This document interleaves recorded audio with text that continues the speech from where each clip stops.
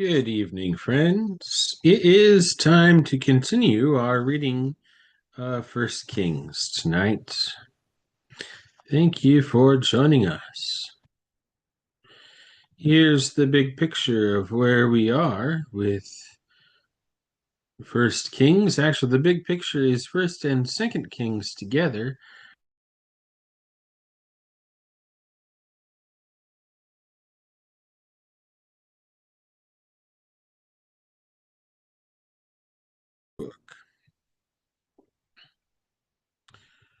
We are resuming our reading tonight near the end of the 13th chapter of First Kings.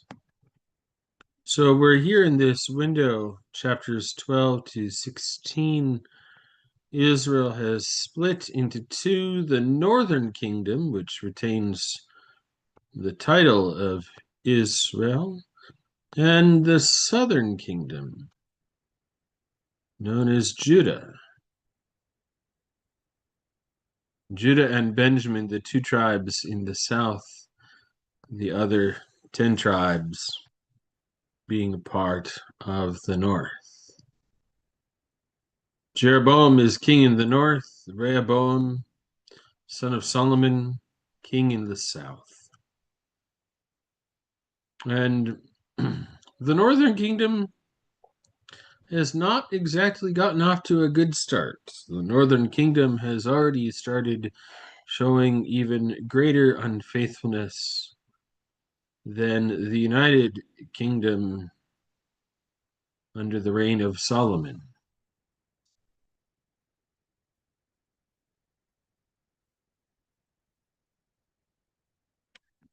We'll be reading from the Complete Jewish Bible, which you see in the left-hand column on your screen now.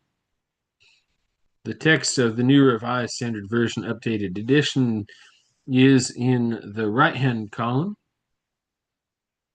And as I mentioned, we are resuming our reading at verse 26.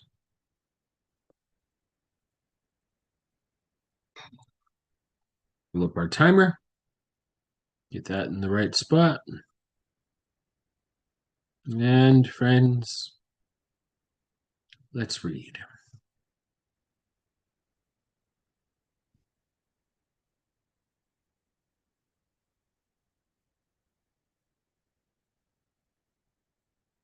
Oh, yeah, and this is an interesting place where we're picking up in the midst of this. Remember, I said this is a part that I really don't like. If you caught the last reading from First Kings. So there was this prophet from Judah that went into Israel and prophesied against the altar and then returned home. Jeroboam tried to feed him and he refused, saying he was under a vow to not eat food or drink water, but to go directly home and not the way that he came from home. And this prophet in the north, this prophet in Israel, caught wind of this and went and followed him and invited him to come back to his home and eat food and drink water with him. And in fact, this prophet of the north even told this prophet of the south that God had directed him to go and bring him.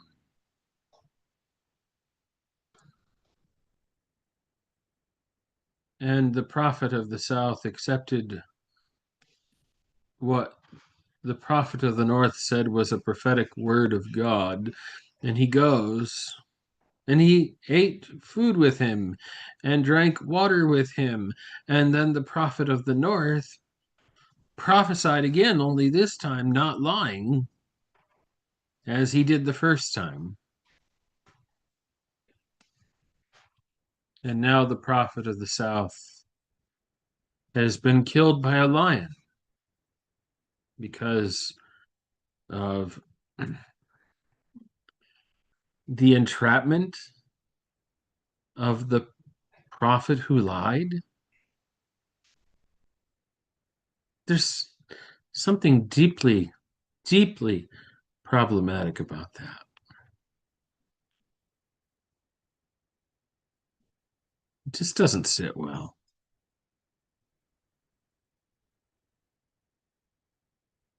So we pick up at this point where this dead prophet killed by the lion is lying along the road. Let's read. When the prophet who had brought him back from the road heard about it, he said, "It is the man of God who rebelled against the word of Adonai." Remember, Adonai is a general way of referring to God without using the sacred name of God. This is why Adonai handed him over to the lion to tear him to pieces and to kill him, in keeping with the word Adonai spoke to him. To his sons he said, "Saddle the donkey for me." And they saddled it. He went and found his corpse lying in the road, with the donkey and the lion standing next to the corpse. The lion had neither eaten the corpse nor attacked the donkey. The prophet picked up the corpse of the man of God, laid it on the donkey, and brought it back to the city where he lived to mourn and bury him. He laid the corpse in his own burial cave, and they mourned him. "Oh, my brother." After burying him, he said to his sons, "When I die, put me in the burial cave where the man of God is buried. Lay my bones next to his bones." For the thing he cried by the word of Adonai against the altar in Bethel, one of the places where Jeroboam had set up an idol, a golden calf, and all the temples on the high places near the cities of Shamron, Samaria, will surely happen. After this, Jeroboam, king of the north, did not turn back from his evil way, but continued appointing Kohanim, priests, for the high places from among all the people.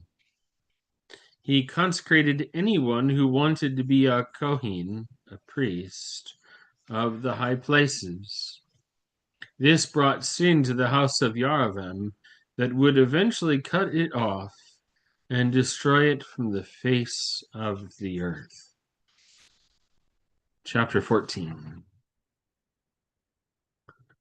At this time, Abijah, the son of Yaravim, fell ill.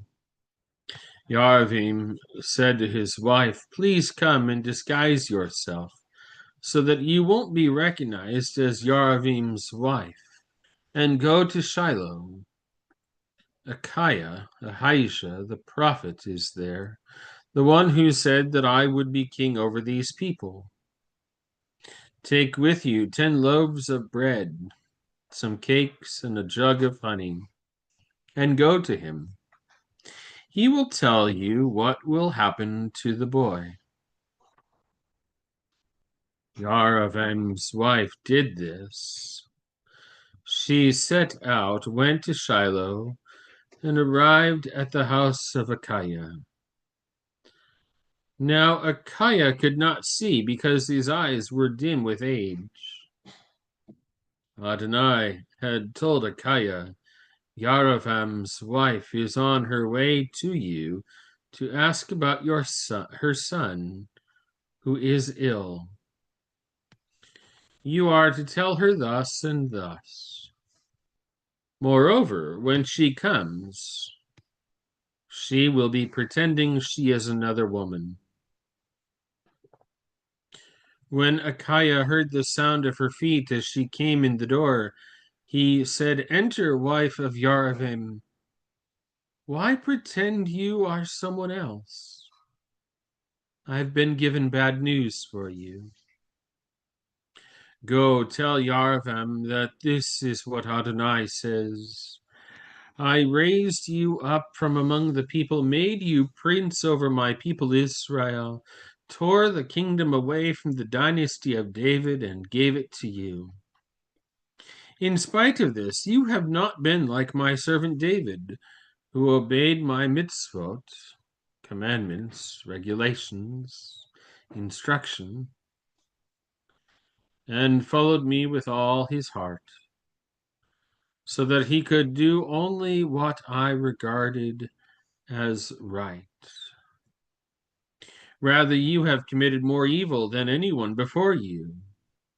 You went and made other gods for yourself and images of cast metal to make me angry, but me you shoved behind your back.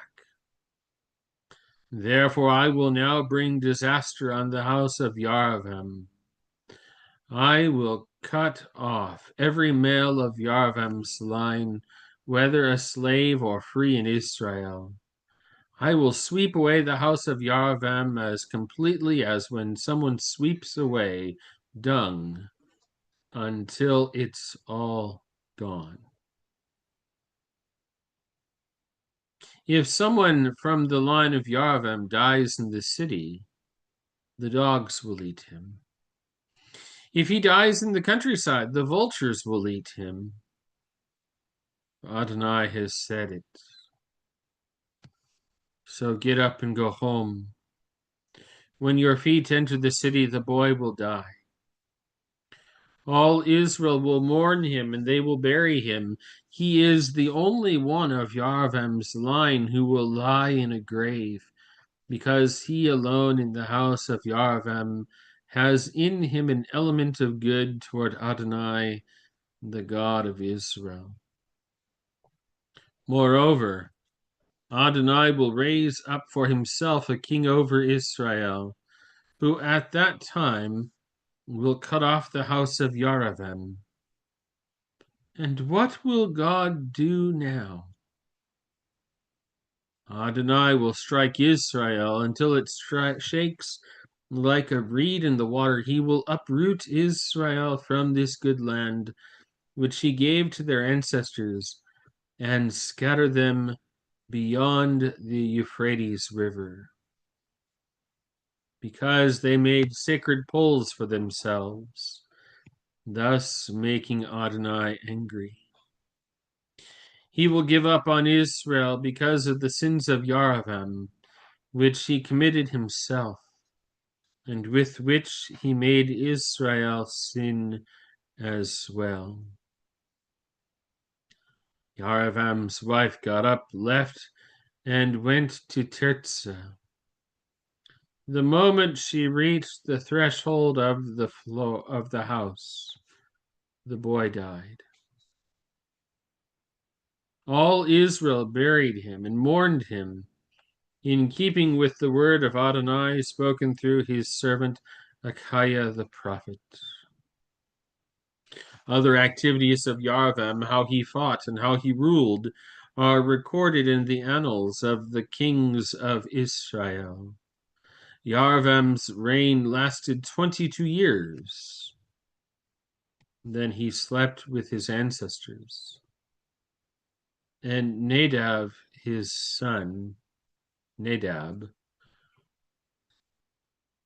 became king in his place. So we have a new king in the north.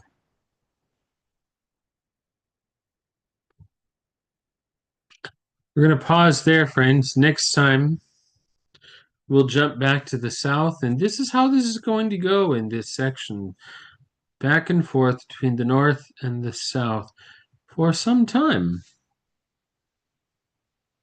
Certainly through chapter 16. And then chapter 17, we're going to stick to the north. Chapter 17 on in 1 Kings will be the story of the kings of Israel most notably Ahab, and their relationship with the prophet Elijah.